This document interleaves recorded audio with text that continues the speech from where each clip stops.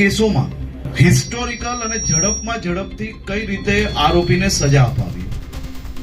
હું કોઈ વકીલ પાસે એવી અપેક્ષા ના રાખી શકું કે તમે કોઈનો કેસ ના લડો, પરંતુ આપ સૌના ઘરમાં બી દીકરીઓ છે, આપ સૌ લોકોને બી આજ ધરતીએ મોટા કર્યા છે.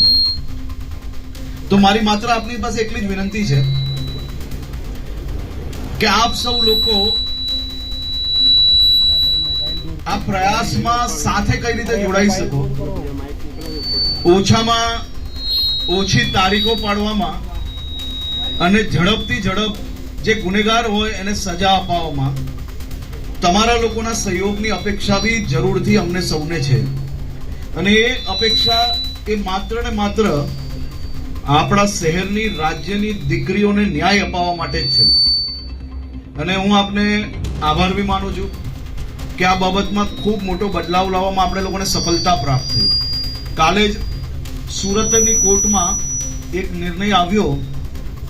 પોક્સોના કેસમાં 25 દિવસમાં જે ચાર્જશીટ થયેલી હતી તેમાં આજીવન કેદની સજા ફટકારવામાં